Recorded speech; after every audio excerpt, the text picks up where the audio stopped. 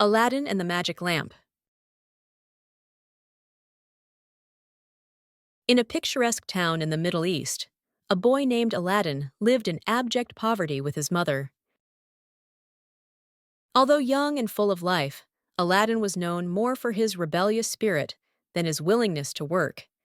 He spent his days exploring the busy streets, among the stalls selling spices, fabrics, and handicrafts. Despite the hardships, Aladdin's mother believed that her boy had a great destiny. One day, while wandering the streets, Aladdin noticed an elegant man with an imposing appearance following him. The stranger had piercing eyes and a voice that seemed to command respect. Approaching Aladdin, he introduced himself as a wealthy merchant and, moreover, claimed to be his long-lost uncle. The man's story seemed plausible, and Aladdin, excited by the prospect of a rich uncle, was immediately intrigued.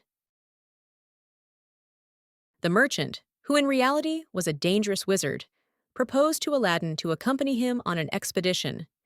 He said he had discovered a valuable treasure and that only Aladdin could retrieve it. Not suspecting any deception, Aladdin accepted. The two traveled for several hours, crossing the hot desert until they came to a cave hidden under an imposing rock. The wizard took a bag of magic dust from his pocket and, muttering some mysterious words, caused the rock to open. An entrance to a glowing underworld was revealed before them. "Come in, Aladdin," said the wizard. "But remember, just take the old lamp that's on a pedestal. Nothing else is important." Aladdin, curious by nature, stepped into the cave. Inside, he was amazed at what he saw. The rooms were filled with treasures that glowed in the soft light of the mysterious flames. Mountains of gold, precious stones, and objects of unparalleled beauty surrounded him. In the middle of this spectacle, on a simple pedestal, was an old, dusty lamp. Although the temptation was great, Aladdin remembered the wizard's instructions. However, before taking the lamp, he filled his pockets with some precious stones, thinking that they might bring him a better living. When Aladdin returned to the entrance of the cave with the lamp in hand, the wizard asked him to give it to him before leading him out. Aladdin, sensing something was wrong, refused.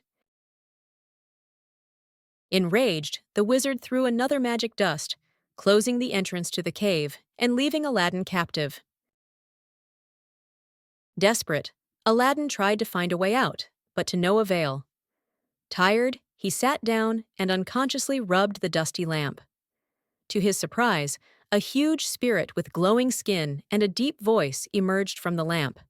"Master," said the spirit, "tell me what you wish, and I will grant your wish." Aladdin, amazed, asked the genie to take him out of the cave. In a flash, he found himself outside, safe. With the help of the genie, Aladdin was able to return home to his mother. When he told her what had happened, she was shocked, but also grateful that her son was a child. In the days that followed, Aladdin realized that the lamp was more than just a relic. The genie could grant any wish, and with his help, Aladdin and his mother escaped poverty. Shortly after their lives changed, Aladdin saw Princess Jasmine walking through the royal gardens. He was charmed by her beauty, but he knew that the social difference between them was immense. However, he decided he had to find a way to meet her. Aladdin asked the genie to help him impress the princess.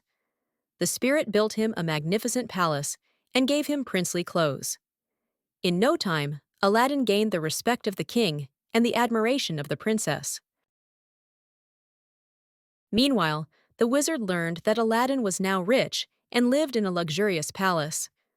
Filled with hatred, he hatched a plan to retrieve the lamp. Disguised as a lamp seller, the sorcerer arrived at the palace and convinced Aladdin's wife to give him the old lamp in exchange for a shiny new one. With the lamp in his possession, the sorcerer summoned the spirit and asked to move the palace to a distant land. Aladdin, devastated by the loss of the princess and the palace, remembered the magic ring received from the wizard. Rubbing the ring, he summoned a lesser spirit that helped him find the place where the palace had been moved. Once there, Aladdin confronted the wizard. Using his wits, he managed to trick him and retrieve the lamp. With the help of the genie, Aladdin brought back the palace and the princess. After the sorcerer was defeated, Aladdin decided to hide the lamp to protect it from malicious hands. He and Princess Jasmine lived happily ever after, using their riches only to help those around them.